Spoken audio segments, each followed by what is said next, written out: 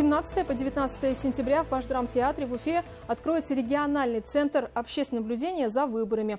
Подобные площадки будут открыты в каждом из 85 субъектов страны. Обсудим ту, которая расположится в столице Башкортостана, вместе с гостем программы «Интервью». Сегодня с нами Лида Исаргакова, член общественного штаба по наблюдению за выборами, заместитель председателя Общественной палаты Республики Башкортостан. Лида Сагитовна, здравствуйте. Здравствуйте. Спасибо большое, что вы пришли к нам на интервью. Для тех, кто впервые слышит о том, что открывается региональный центр общественного наблюдения за выборами, как им объяснить, что это такое, как будет работать? Это будет определенная площадка, куда будет стекаться вся информация с избирательных участков. Их у нас более 3000 по республике. И вся информация, видеонаблюдение, где-то будут видеорегистраторы, вся эта информация будет стекаться вот в этом центре. Там будет 20 рабочих мест, и, в принципе, все желающие только по предварительной заявке, которая будет одобрена, смогут прийти отсмотреть запись определенного периода, либо посмотреть за процессом выборов в режиме онлайн. Какое техническое оснащение на площадке предусмотрено? Там будет большое количество экранов, на каждом экране. В принципе, вот все муниципалитеты, все участки, которые расположены в муниципалитетах, они все будут представлены.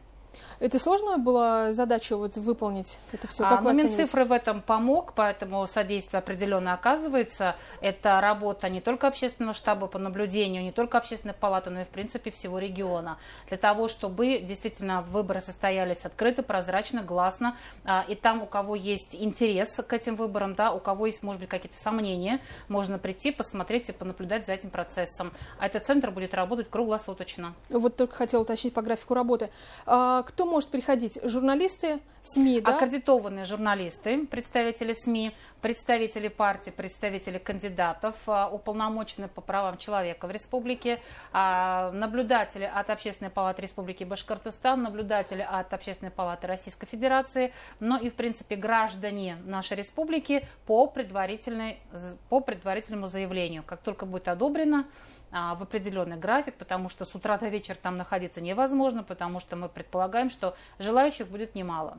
Каким образом можно подать заявку на то, чтобы включили в список аккредитованных? На сайте Общественной палаты есть специальное заявление, бланки, информация по этому поводу, поэтому можно смело заходить, заполнять, отправлять. В течение 12 часов работники аппарата дадут ответ по согласованию их заявления, ну и затем они в определенное время подойдут с документом, соответственно, и наблюдают за процессом выборов. Либо они будут смотреть запись, как они захотели.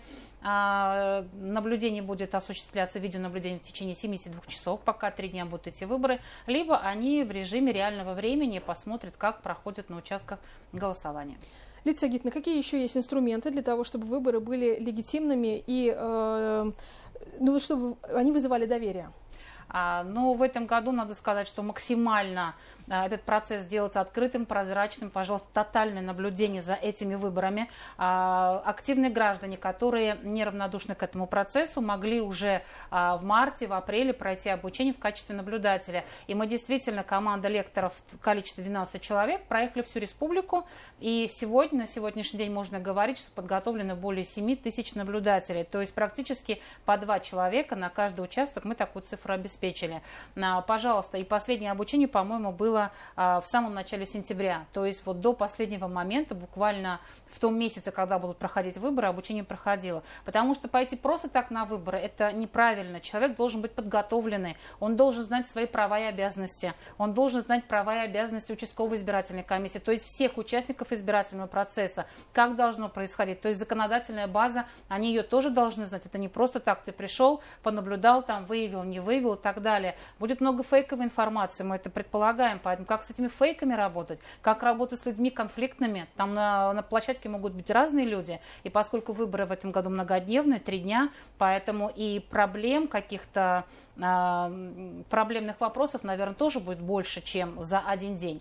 Поэтому эти люди очень подготовленные. Помимо этого, штаб начал свою работу общественного наблюдения еще в марте текущего года. И если жителям нашим кажется, что процесс как-то он вот не особо активный, он действительно очень активный. И те, кто хотел, у кого активная гражданская позиция в средствах массовой информации, все это мы выкладывали и все до нашего населения доносили. Поэтому штаб с марта месяца работает, и он будет работать все дни, в дни выборов, да, вот многодневного, все 3 дня мы будем работать. Более того, подготовлены 3 мобильные группы. То есть, если на участке возникает какая-то внештатная ситуация, и ни участковая избирательная комиссия, ни наши наблюдатели не могут ее разрешить, потому что ситуации могут быть разные, теоретически, да, что будет на практике, вот, в принципе, покажет это все.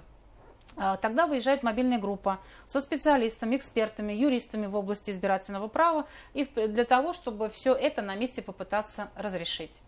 Лидия Сагитовна, немаловажный вопрос взаимодействия с Центральной избирательной комиссией России. Предусмотрено ли оно в региональном центре общественного наблюдения за выборами, да? И вот что, если да, то что эта связь может дать? Потому что в предыдущие годы связь такая была. Безусловно, за процессом выборов есть уполномоченный орган, это ЦИК.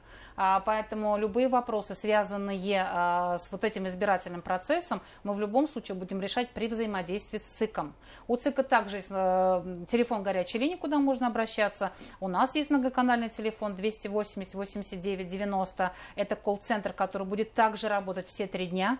И любой житель, у которого возникают какие-то вопросы, вплоть до уточнения своего участка, куда он относится, и заканчивая какими-то другими вопросами, можно обращаться в колл-центр. Он тоже будет работать 3 дня. Там будут работать и юристы, отвечать на вот эти вопросы правового характера, или просто дать какую-то консультацию относительно выборной кампании. Поэтому колл-центр работает, штаб работает, мобильные группы будут готовы к выезду в любой муниципалитет республики. И еще нужно сказать, что в каждом муниципалитете также образованы свои мобильные группы. Поэтому при необходимости можно выехать, посмотреть, как проходит процесс в муниципальных образованиях. И вот этот вот центр наблюдения, который будет вообще работать круглосуточно и будет работать до того момента, пока не будет подписан последний протокол с итогами голосования. С 17 по 19 проходят у нас выборы. Проговорим еще раз эту дату. Жители, избиратели могут выбрать также голосование на дому. Да, могут ли они по этому вопросу также обращаться вот в общественный центр? Да, подсказать? Для того, чтобы объяснить, может быть, они не понимают алгоритмы, может быть, не знают, куда именно нужно обратиться, но у них есть потребность на домном голосовании. Вообще, за какой период времени нужно об этом договариваться? Там последнее время подачи заявления, это до 2 часов 19-го, в основной день голосования. Они могут это устно подать, они могут через кого-то передать заявление, они могут письменно передать заявление. Тогда все это вносится в единый реестр участковой избирательной комиссии. И комиссия, когда набирается определенное количество заявлений, они выезжают на надомное голосование. Такая услуга тоже возможна, поэтому, в принципе, в этом году все сделано для удобства избирателя максимально. 3 дня, можно не оставлять на воскресенье, можно прийти уже с пятницы, с 8 утра до 8 вечера по местному времени все избирательные участки будут открыты. Тем более будет выходной для школьников. Для школьников будет выходной, но там они будут чем-то заниматься, это будет не просто выходной, а полезный выходной. Поэтому все участки ждут, и мы тоже будем на своих местах оказывать максимальное содействие нашим гражданам в решении тех или иных вопросов. Консультации или проблемные вещи какие-то, возможно. Потом ведь нужно квалифицировать грамотно еще, да, может это нарушение, а может это не нарушение, поэтому вопросы могут быть разные, и в принципе вот этот штаб наблюдателей, штаб экспертов наших, они готовы к этой работе и готовили заблаговременно уже с марта месяца. Лидия Сагитовна, вот вы очень глубоко в теме, да, вы видели с самого начала всю эту подготовительную работу, а что вас удивило вот во всей этой работе? Меня приятно удивило, что наблюдателями идут люди молодые, что желающих было очень много. Вот этот вот тренд «мне не все равно», он все-таки набирает обороты в республике. И если мы сегодня говорим, что, если мы раньше, вернее, говорили, что нужно пойти на выборы, выполнить свой гражданский долг, проявить свою гражданскую активность, то сегодня уже говорим более глубоко и содержательно, мы идем туда подготовленные. Мы должны были бы посмотреть вот эти программы партий, да, там они тем более в доступе, особенно для молодых людей, что тебе более близко, чьи взгляды бы ты там разделил, да, на кому ты больше доверяешь в конце концов. Поэтому идти не просто на выборы для галочки и для того, чтобы удовлетворить какие-то свои потребности, да, а для того, чтобы действительно сделать правильный выбор. Почему именно эта партия, почему именно этот кандидат и так далее. Благо сегодня в информационном пространстве есть вся информация о кандидатах, есть вся информация о партиях, их программы, и более того, на каждом избирательном участке есть информационные стенд для избирателей. Там вся информация представлена, начиная с образцов бюллетеней и заканчивая теми кандидатами, партиями, которые участвуют в выборной кампании 2021 года. И по вашим ощущениям, республика готова к проведению выборов в этом году?